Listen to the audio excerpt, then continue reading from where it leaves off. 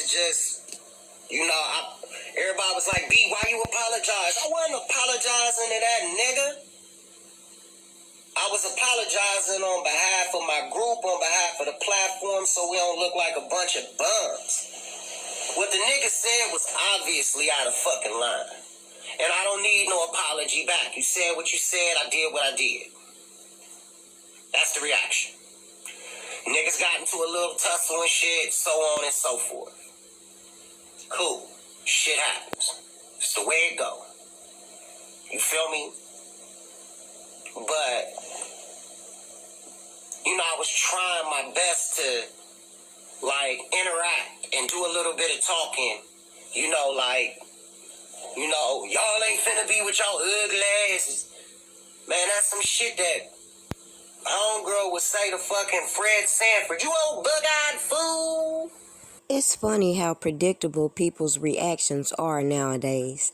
Like when I watched this versus battle, despite all the things that you could have spoke on, I knew people were going to focus on the fight, even bypassing the shout out to R. Kelly.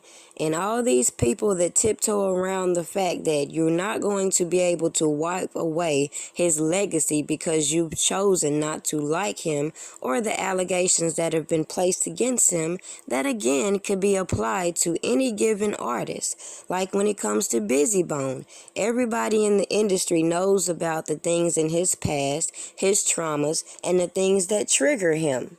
But when you got corporations that would exploit the disadvantaged people such as himself who have been traumatized, who haven't gotten help to deal with their instabilities, you'll see people lashing out like that and other people making excuses for what's obvious. A lot of these artists need some professional counseling, and regardless of what a person says, it does not give you the right to lose your damn mind. Now, it's common knowledge that people in the South like to do what's called checking, joning, roasting. But at the end of the day, does that mean that someone should take it so personal that you should interrupt business? Both of these groups have exposed the corruption within the industry, whether people remember or not. So again, it's very funny watching these hypocrites respond to this fight and overlook the things that could have been mentioned in this versus battle. It's crazy watching these adults justify why this adult man has impulse control issues and excuse his behavior instead of recognizing that obviously either something else was more to what's going on, or there is no excuse to behave such a way against people that look like you on public platforms. Shut the fuck up! But the same people will justify men putting their hands on women because they get out of line, when at the end of the day, it's not their place to do such things. I said I'm with it if you with it. Point them out. Hey, before we even get started, you ugly motherfuckers ain't finna be mocking me while I'm on motherfucking stage. Like, straight the fuck up. Nigga, suck my dick. And gangsta boo. Suck my dick. Me. What the fuck? You a hater. Bizzy Bone, you a hater. You mustn't take your pills. You weirdo ass nigga. Fuck wrong with you, bitch ass nigga.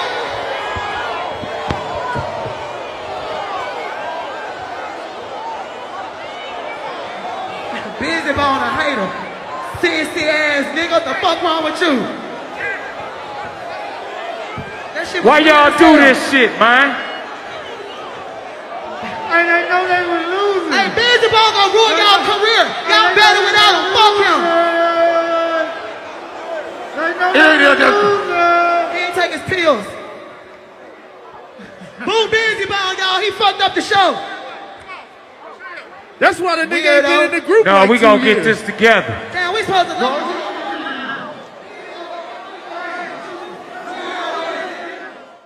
Now, of course, the spectators are going to stir the pot and start putting their spin on what they believe everybody else was responding to when they see certain reactions. But at the end of the day, all these corporations know the backgrounds of these individuals they put on mainstream platforms, which is my biggest issue. So to wrap up my thoughts on the versus battle, again, all the talking points that could have been mentioned were overlooked, and how these artists, even after the debacle, paid homage to so many. And it's very sad that these corporations profit so dearly off of these dysfunctional behaviors, all this gangster rap, all this occult bullshit in the background, and keep black people, brown-skinned people, pent against each other, perpetuating these narratives, knowing that they are the ones investing in these private prisons.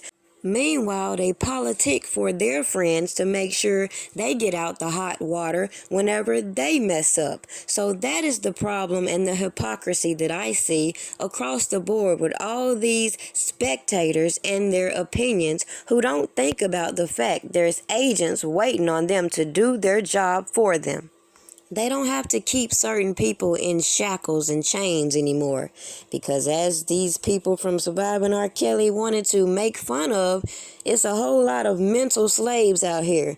Even the ones that ain't got common sense to realize you don't have to watch certain content nor adapt criminal behaviors from these individuals on public platforms, knowing that it's against the law, and these individuals will have no problem applying that law to you.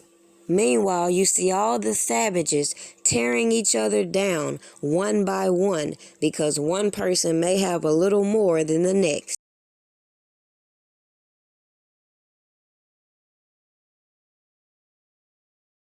I'd like to thank everyone supporting the channel, and just to invite you to go and check out my site if you haven't already, pdpastries.com.